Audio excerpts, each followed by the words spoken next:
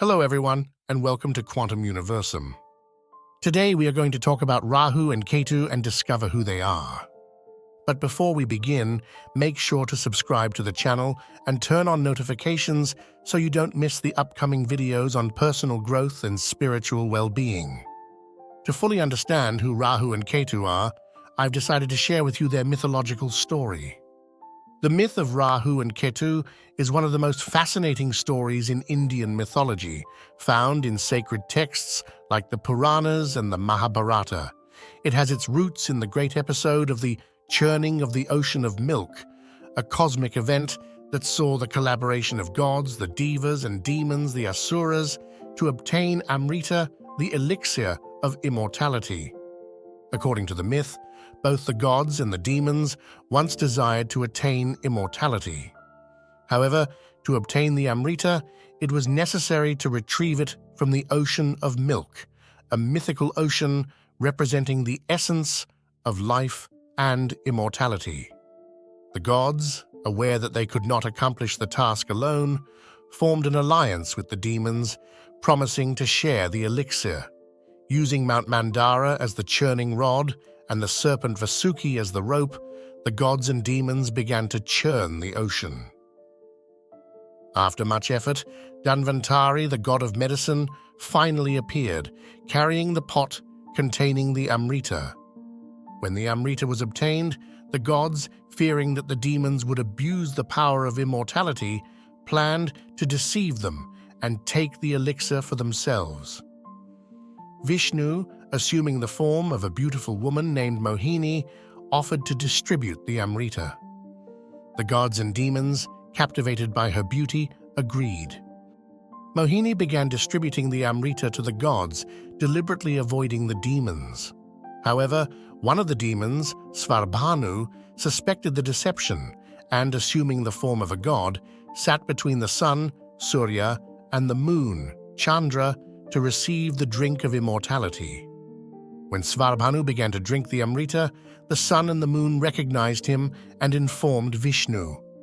Vishnu, in his aspect as Mohini, immediately decapitated Svarbhanu with his divine discus. However, because he had already taken a sip of the elixir, the demon's head and body became immortal. The head of Svarbhanu is known as Rahu, while the decapitated body, the tail, is known as Ketu.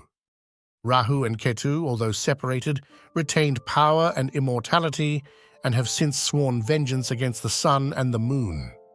In the myth, it is said that Rahu and Ketu periodically swallow the sun and the moon in revenge, causing eclipses.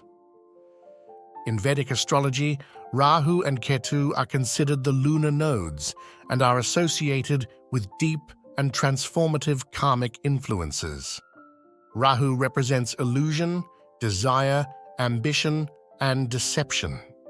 It is associated with forces that push us to explore the material world and have intense experiences. It can bring sudden growth and success, but also illusions and confusion. Ketu represents detachment, spirituality, liberation, mystical experiences, and past karma.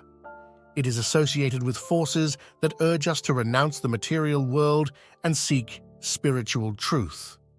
This duality between Rahu and Ketu reflects the ongoing conflict between the material and spiritual worlds, between desire and renunciation, which is central to Vedic philosophy.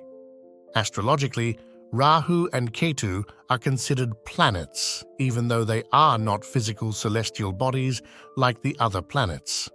The reason for this classification lies in their symbolic importance and their astrological impact, which makes them essential for interpreting the birth chart and understanding individual and collective karma. Rahu and Ketu are the points of intersection between the moon's orbit and the ecliptic, the apparent path of the sun in the sky. As mentioned, Rahu is the north node, ascending, and Ketu is the south node, descending. These points are considered shadows or invisible forces that have a significant influence on individuals' lives. Even though they are not physical celestial bodies, their impact is so powerful that they are treated as full-fledged planets. In a birth chart, Rahu and Ketu are always found in opposite zodiac signs and represent an axis indicating an individual's karmic challenges and directions for spiritual growth.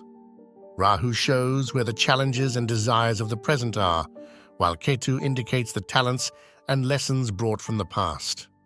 Due to their karmic nature, Rahu and Ketu are particularly important in astrological predictions, transit analyses, and periods called dashas, the planetary periods profoundly influencing life and destiny. By treating them as planets, Vedic astrology emphasizes their importance and impact on the soul and human psyche, making them essential for astrological interpretation. In summary, Rahu and Ketu are considered planets in Vedic astrology due to their powerful symbolic and karmic influence, even though they are not physical celestial bodies. Their presence in the birth chart indicates the key directions of an individual's spiritual journey and karmic experiences, making them fundamental for astrological analysis. If you're interested in receiving your Vedic birth chart, remember that you can email me with your inquiry at the following address, universaquantici@gmail.com. As always, thank you for watching this video, and if you enjoyed it and would like to see more videos like this, don't forget to let me know by liking and leaving a comment. See you soon in the next video.